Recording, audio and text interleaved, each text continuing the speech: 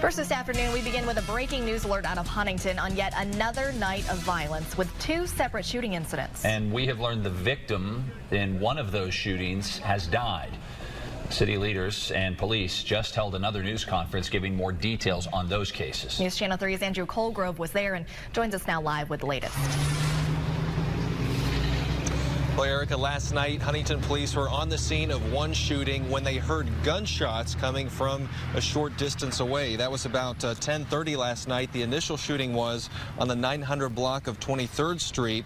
Then officers heard shots coming from a few blocks away. They responded to a house on the 800 block of 25th Street where they discovered a deceased man inside a house. They say he had been shot multiple times. That victim's identity has not been released yet. A green Buick Rendezvous was seen leaving that area right after the shots were fired. Now, police have not released a motive in that case. In the earlier case from 23rd Street, police say it appears two men fired shots at each other, and one of those men drove away after being shot and was in a rollover crash just down 20th Street from Marshall's football stadium. Now, at this point, police are not confirming that those two shootings from last night are connected, but Captain Hank Dial did say they are investigating the strong probability of the shootings in recent weeks being connected. For now, back to you guys. All right, Andrew, thanks so much for that. Police also gave an update to an earlier case, too. They've obtained first-degree murder warrants for two men involved in homicides on Guyan Avenue. That was back on November 28th. Those suspects are Catwan Imanzare Liddell Gray and Devin Callan Graham. Both are from Detroit. All right, let's go to Amanda now, joined by Governor Jim Justice, who is here for our town hall with his take on what's happening in the city of Huntington. All right, Erica, Tim, thanks so much, and Governor Justice, thanks for being here today. Amanda, thank you. You know, normally a governor doesn't zero in on what's specifically happening on the ground in a city, but right now Huntington is a city in crisis. We have 21 homicide investigations going on this year, a record number, and we have had 3 murders since Monday. Marshall University, not far away. This is a community that's near and dear to your heart. What's your reaction to all of this? Well, man, it's not good. I mean, that's all there is to it, and it has to be stopped, and it has to be stopped right now. I mean, it's ridiculous for us to live in fear, especially kids, and it's a terrible, terrible epidemic that we've got going on, probably funded or primarily, you know, flamed with the drug situation. But nevertheless, what I'm going to do is just really simple.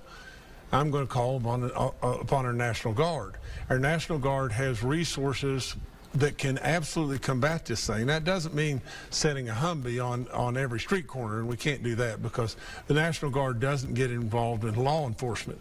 But between the National Guard and our state police and the great police of the city of Huntington, we're going to stop it. I mean, that's all there is to it.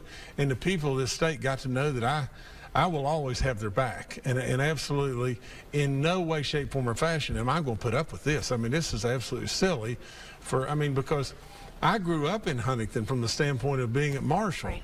My daughter was a Marshall graduate. My wife a Marshall graduate, and we loved the city of Huntington. You have Marshall posters in your house. That's right. You know, absolutely. And so this is a place that's special to you and special to so many people. And I think there's an interesting juxtaposition because right now we see a lot of development in Huntington. We see a lot of good things going on, but then we also have this drug climate here that's causing problems. I know you can't get into specifics about what the state is going to do, but you're saying right now that resources are being dedicated at the state level to handle the problem that's happening. Well, I mean, the Guard's got aerial surveillance, and they've got all kinds of boots on the ground, you know, activity that could very well assist the city patrolmen of the great city of Huntington. But nevertheless, it has got to be stopped. And then to fall back, what has to happen is we've got to replace drugs with jobs, and we've got opportunity that's on the way. I can't get into the weeds on this, but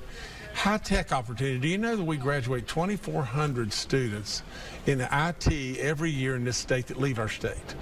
You know, we've got a high-tech employer that I can't name right now that may be relocating in Huntington right now. And so the climate has to change. That's right. You've got to do all kinds of things to bring job and opportunity and replace drugs with jobs. We have a diminished police force in Huntington. The officers that we have are working 24/7. They're even the leadership has said these men and women are working 16-hour shifts. They're exhausted, but there's not enough money to help that's the problem. fund more officers. So how do we fix that problem in our Well, cities? the people left. I mean, the people left, and that's why there's not enough money. I mean, for crying out loud, we got to bring the people back. How do you bring the people back? You bring the people back with jobs, and so you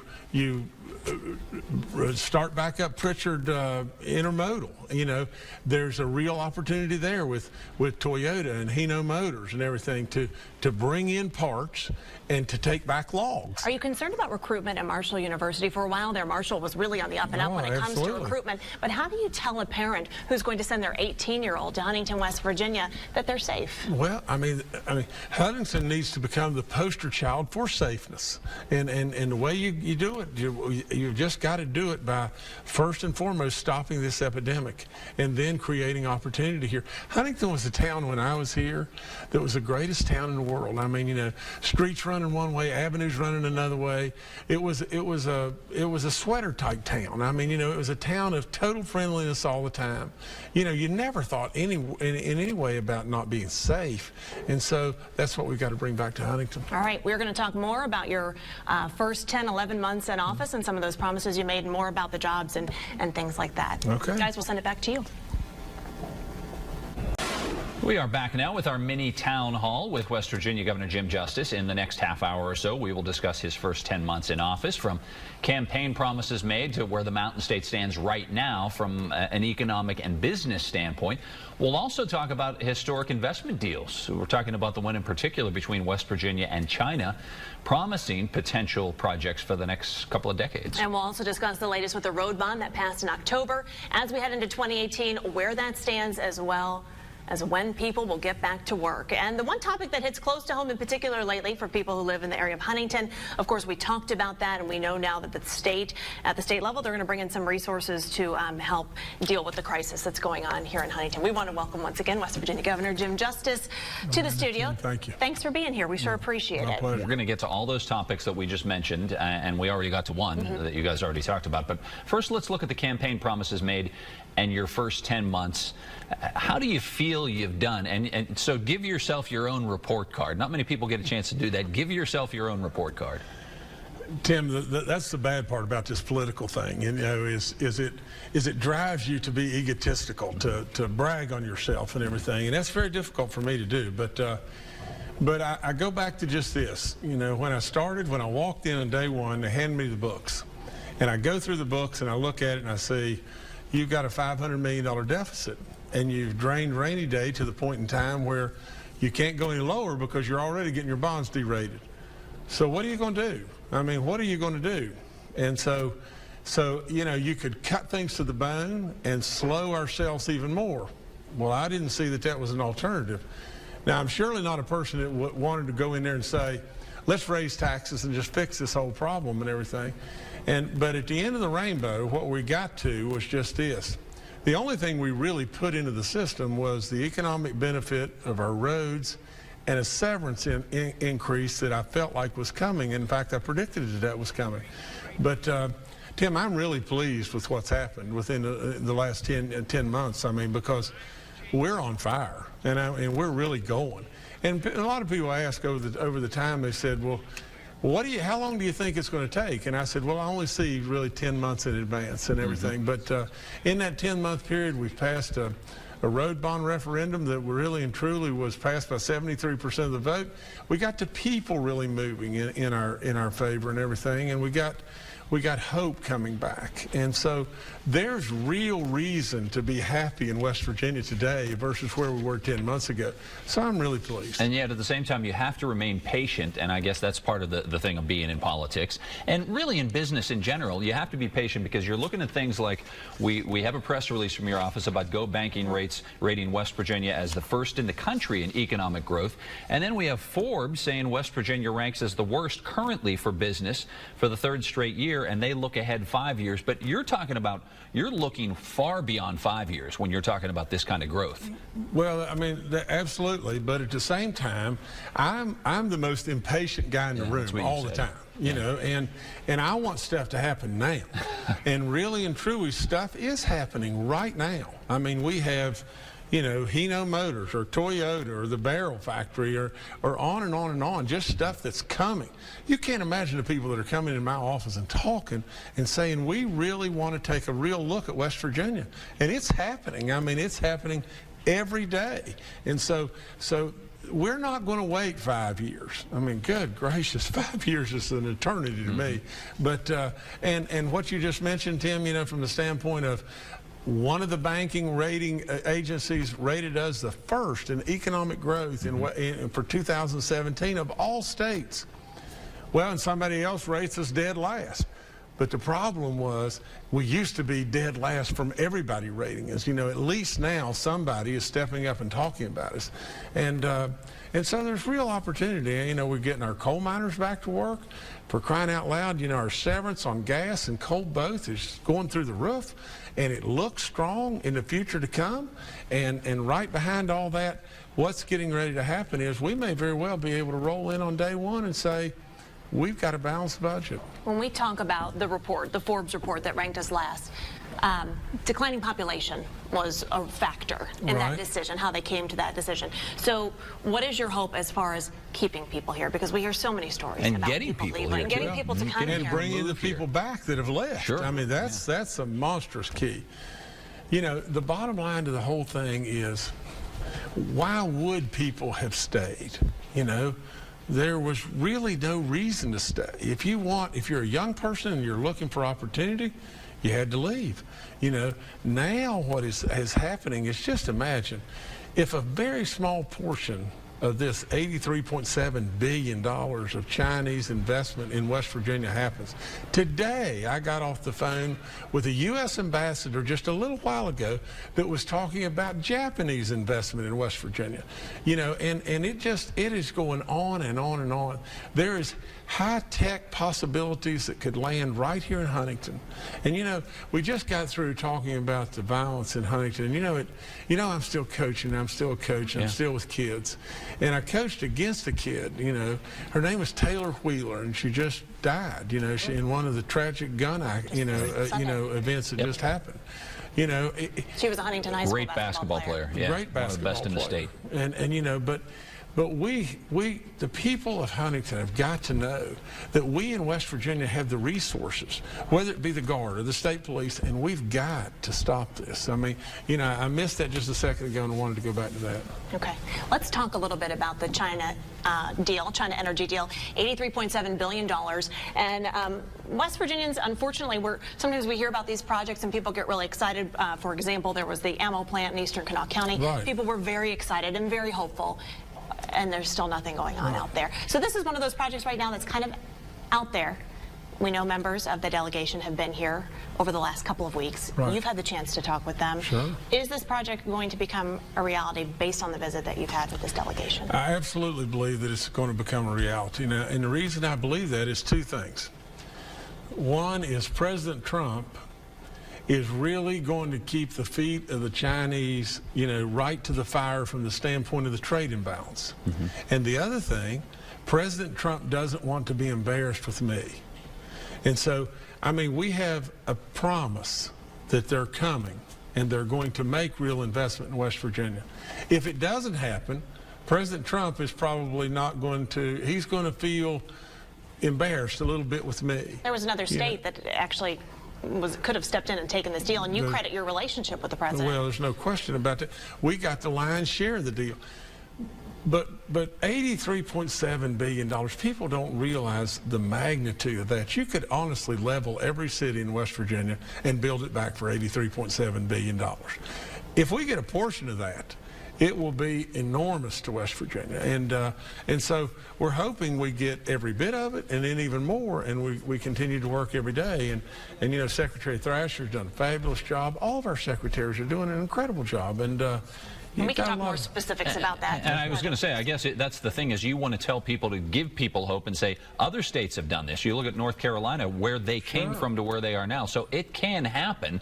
It's just getting people on board and getting them to believe what your message is. Well, I mean, drive through any small town in West Virginia today, and you see people with a different step. I mean, you see them with a smile on their face. There's hope coming back, and that is a driving force like nobody's business, and that will really help us. All right, well, we're going to pause. take a break, and when we come back, we are talking about more details on that historic investment deal between West Virginia and China. And we'll continue our conversation with West Virginia Governor Jim Justice, that and much more, even a little insider holiday info when we come back. How about that? West Virginia, Mount Love, take me home, country road. Sounding pretty good there. Welcome back to our mini town hall with West Virginia Governor Jim Justice. Wow, what you're watching is a video. It's a chorus of country roads. Okay, first of all, how did they learn that song, and how did this whole recording take place? That's phenomenal. Well, I think the chairman or the president of China loved John Denver, and so therefore, all of these people know country roads of all things. Yeah. But when that happened, this is really neat. You know, Jill's in labor. You know, I'm supposed to be there, right? I'm supposed to be over there and everything. I can't be over there. I'm talking back and forth to our people on the phone.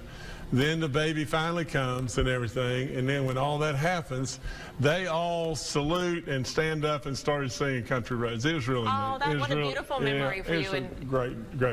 And it's really great for them to do that. I mean, you know, I just love them to death for doing that. Well, hopefully there will be that friendship that forges, and that's part of this investment deal. Is you have to, as governor, as somebody who is reaching out to them, you kind of really have to show them a real friendly way about West Virginia and bring them here. How do you do that? There's a lot of work to be done on this deal before we get to see some results. Well, and Tim, let's be fair. You know, we've had a lot of people in commerce and everything that have been back and forth to China and everything, and are doing a fabulous job with these people. But it's all about relationships. I mean, that's what it's all about. You know, you got to have the numbers work, but at the same time, you got to have a relationship and everything to make it really become a reality, and that's what we're doing. All right, so let's talk about where this delegation has been. I know they were in Morgantown, they were up at WVU, we know they were in Kanawha County. What else can you tell us about their visit? Who have they met with? Where have they been? And when will we see the shovels in the ground and the paychecks coming in? Well, I mean, they've been all over Kanawha County. They've had a lot of discussions about southern West Virginia, you know, about coal to liquid, coal to chemical, all kinds of, you know, discussions about that and everything. They've been all over the northern part of the state and in the central part of the state as well. I mean, there is so many things that are on the table. I really believe that what we are insisting on is the first thing to come is manufacturing. And the second thing behind that may be power generation or whatever it may be on that. But nevertheless, you know, the key is our natural resources, and the primary driver is natural gas, because in China they have a difficult time acquiring the natural gas and everything because there are rock formations and all that kind of stuff, and they need the spinoff of what comes from natural gas to make the certain chemicals for the petrochemical business. And so the great part about it is just this: if they were to invest here, build a factory, all of our people be working in the factory, then all of the tax income coming from the factory, and they have a market for the product. You know, it's not like your factory's built and it just dies because you don't have a market. They have a captive market already built in. And so there's still a long way to go, and there's still a lot to do. But it would not surprise me within my 10-month window of today to see shovels starting the ground. That soon? Wow. Yes, sir. Yeah, yes, sir. And of course we can't talk about locations right now, but people will travel for jobs, and I guess part of what you're talking about too is improving West Virginia's roads and the infrastructure in general, and that's part of the deal too, is to help pay for that, because the roads to prosperity, that's the beginning of this, but you're talking about something that could pay dividends down the road for years. Well, Tim, there's no question about that. You know, from day one, I said education needs to be the centerpiece. And absolutely, that's why people come to your state. They come, the first thing they come is good schools and a place for their kids to go to school. And we've made all kinds of streamlining. We've got a fabulous board, the state board. They're doing all kinds of neat stuff in education. And then right behind that, we had to have immediate jobs. And that's the road thing. And then right behind that now is spilling all the stuff China and everything else that's coming right behind it. And so we're on our way. We're really going somewhere. And tourism is going to explode. There's all kinds of great things that can happen right here in Huntington and everything. You know, the legislature has been great to work with. I mean, you know, at least in the short, near term and everything. I say change of tune from earlier this year. It was a little rough in the beginning, but somebody had to rattle the cage. We weren't going anywhere, you know, and everything, and somebody had to do that, and it was rough. It was rough on all of us. It was rough on them. It was rough on me. But, you know, I can't say enough for Mitch Carmichael. He's doing a great job, and Tim Armstead has done a great job working with me and everything, and we're going somewhere. We're really doing good stuff. We are going to go. We're going to take a break, and we will be right back to talk more about this. We're going to talk more about all of those country roads. Yep, the road bond that passed in October, we just mentioned it, and what we can expect in the future. We're going to see if we can get some specifics. Stay with us. All right, so let's talk about this road bond referendum. It was passed in October, one of the happiest days of your life, and promises to be a busy year. You've had a lot of happy days this year. Happy days. Some tough days, but some happy days. You promised the plan would create tens of thousands of jobs. So I guess everybody who's out there, especially people who aren't working, would say, when can I start working for you, Governor? Well, I don't know that they'll be working for me, but they'll be working for some contractor and everything, and they'll be, but all of this is coming so fast at us, it's unbelievable. You know, another great secretary, Tom Smith, fabulous job he's doing in transportation. But all that being said, what we have let hundreds and hundreds, or in the process of letting hundreds and hundreds of millions of dollars of bonds to let that work and start that work in the spring, and you know, as soon as this winter passes and there's planning going on like crazy everywhere, you'll be seeing so many orange cones you'll get sick of it. You're going to be getting complaints to your office, perhaps, about the it. Drivers will say, "Really, I have to do this?" But I mean, for every complaint you get, you're talking about several jobs. About everything. You're talking about jobs and revenue and all the spin-off that can happen, and we're already seeing it. You know, all of the reports, every report that comes into me on the numbers, they just keep getting better, and they just keep getting better. And you know, and we keep you know, outpacing our forecast, and so things are really moving. Which is wonderful, but the families at home who are struggling to put food on the table, who are wondering how they're going to, you know, do Christmas this coming year, what's your hope for those people next year at this time, next Christmas? Well, you're right. We still have a lot of hurt. You're right. There's still tons of hurt, and you know, if I could wave a wand and make all the hurt go away, I'd do it in a second, you know, and everything. But we are seeing the hurt go away, you know, and we're, you know, in some of our communities that have been just decimated and everything, and just deserted. Now, when you're there, you see the Dairy Queen, and the Dairy Queen's full of people, or the car lot, and there's people that are looking for a new pickup or a used pickup and everything. You see it everywhere, and it's happening. And at the end of the day, you know, I hope and pray that everybody has some way a Merry Christmas this year, and I hope that next year it's a merrier Christmas for all of us.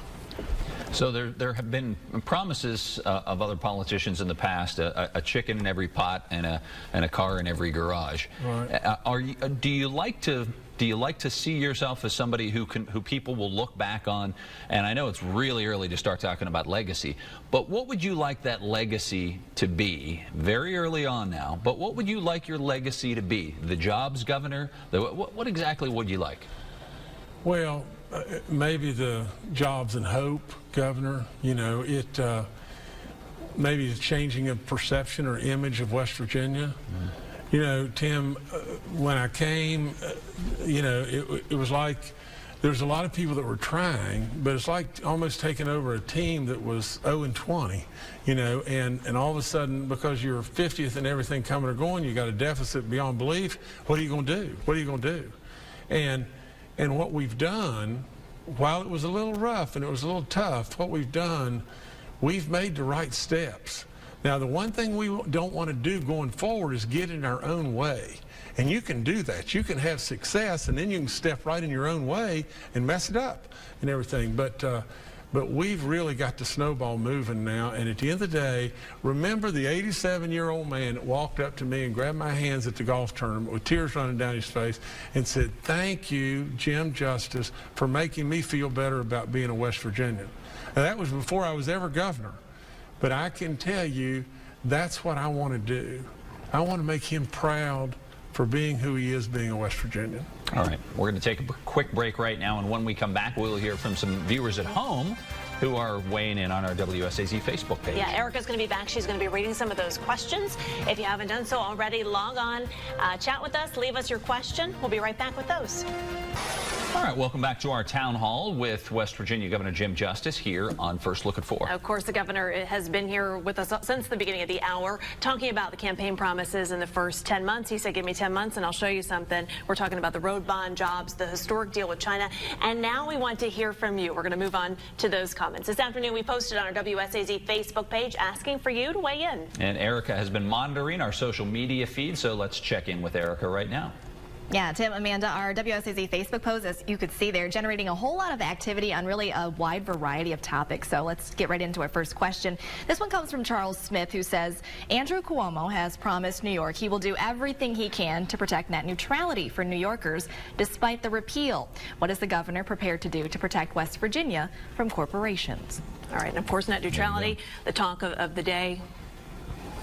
Right. Well, at the end of the day, I've got to say this just this way, and that is, you know, I'm sure that other governors want to do whatever they can do to protect their state, and you can't get in a situation to where whatever it may be, whether it's corporations or new tax law or whatever it may be, that a governor needs to step forward and try in any and every way he possibly can to do what he can to take the protective measures to ensure that we don't get hurt. You know, now there's a lot of things that are going on in Washington today that we really don't know what the trickle-down effect of all that is and everything. And within our tax people, they have tried to go through and evaluate the House plan and the Senate plan, you know, before they got together and everything. We don't know all the particulars on that and everything. But there's a lot of things that we can do, and we feel like the net effect of tax reform that would come out of the federal government today wouldn't be damaging to us. We feel that way, but we don't know that absolutely yet. And you might not know until... We may not know till it's too late, you know, from the standpoint of that. But if it's too late, then we pivot and we adjust and we move forward. All right. We talked about crime in Huntington at the beginning of the newscast, and we want to get back to that subject since obviously there are a lot of questions from our viewers. So let's go back to Erica with one of those. Yeah, really a lot of chatter on that particular topic. We did touch on it briefly, but this next question focuses more on the monetary side. It comes from Ruby Adkins, who asked, is there emergency funding to hire more officers in Huntington?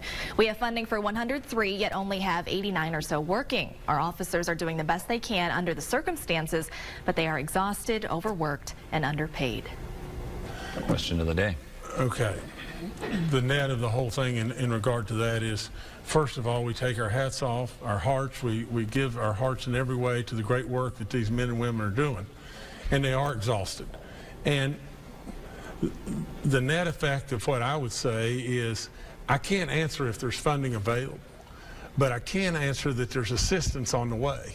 And there's assistance from the state police, there's assistance from the National Guard, and I can't answer the funding issue because I don't know the particulars of Huntington funding. But I can answer this. The way you solve funding is people. You can't drive people away because you don't have jobs and opportunity and create tax dollars for funding. Now, and so what do? You have to have job opportunity. And I can tell you that I wish I could announce it right now, but I can tell you that there's good things coming to Huntington from the standpoint of high-tech possibilities and from the standpoint of the possibility of the Pritchard intermodal operation. Yeah, intermodal operation. And when you say this, and again, I'm trying to press you on it a little bit here. Are you talking about those kind of jobs within 2 years, 3 years, or within a year? No, I am really talking about those jobs. You know, I never look at things, Tim, 2 or 3 years down the road. That seems I just to be the don't theme do here. it and everything. 10-month plan. That's why we're here today, right? That's right. And if those alternatives fail, and they could very well fall off the table and everything, but if they fail, then we just get right at trying to find another and everything. But I can tell you that the climate, the environment for job opportunity right now within our state is bubbling like you can't imagine. And that's why I say we just can't get in our own way and everything, but we just need to absolutely stay after it and stay after it with everything we can for it to bring opportunity and jobs and growth to us. And attracting companies, though, we have to work on that balance, though, between public safety and making people feel comfortable wanting to come No, here. that's exactly right. You know, you surely don't want to disrupt environment and water and safety and all those issues. Of course you don't. You know, for crying out loud, yeah, of course you don't. But at the same time, you got to have a closure. Somebody that can speak the business language. Somebody that's not necessarily a politician. Because we've got a lot of strikes against us and everything, but in bringing people to West Virginia, you have to have a closure. Okay. All right, we're going to take another break. When we come back, we have a special announcement. Some pictures you haven't seen yet. Yeah, stay with us. All right, we're back with one final thought from West Virginia Governor Jim Justice, not really a thought, an announcement. Yeah, big announcement. Talk about your expanding family. Personally. Well, unbelievably terrific. Maybe the best day ever. But, you know, our daughter Jill gave birth to a wonderful little boy, big boy, 9 pounds, 5 ounces. Oh, wow. And everything. There he is. Go ahead and tell his first name. It took a long time. I mean, 48 hours in labor and then C-section. God and bless her. Wow. Yeah, it was tough. Tell everybody this little cutie's name. Yeah. Okay, his name is Justice Charles Long, and we call him JC. And he's a good little fella. He likes to sleep in the day and scream and holler all night long. How is Mom doing? Mom is great. Yeah. Adam and Jill are both doing There's Jill wonderful. right there. And there's little Jill, and he's got a head of hair, as you can see down at the bottom. He of the sure screen. does. It's Yes. crazy. Wow. He That's a almost mop top there. looks like Rocky Balboa's son. Yeah, you're right. Yeah. So, I can see the resemblance. Jill is doing good, and little JC's doing wonderful. You know, you guys talk so much about family and just how important that is Sure. to you. And we have a new little mountaineer there. What is your hope as he grows up in this state? And what do you hope that someday, you know, he's doing and what he's talking about the state and why he's proud of it? Well, my hope is exactly the same hope of every family in this state. And that is, you know, you hope and pray they're safe and healthy and they grow up and great, but you want them to stay.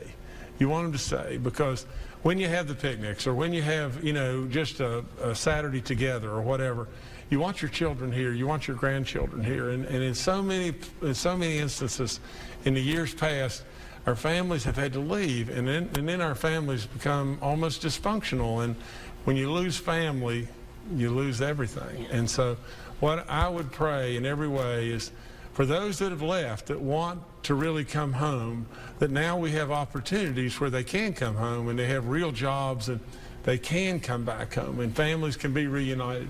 That'd be my prayer. We call you Governor. What is little JC going to call you? We don't know What's he gonna right call you? yet. You know, I called my grandfather Jim. So I don't know. He may call me Jim. He may really just call possible. me Yeah. Pawpaw or whatever it may be. Anything. It'll be great. Time will tell, for No, sure. Time will tell, yes. Well, thank you for coming in, and Merry Christmas, Happy New Year. Merry Christmas to you, Tim, and Merry Thank you. Christmas to you, Amanda. Thank You you very guys are much. just absolutely wonderful. We appreciate having you. Thank y'all so much. Thank you.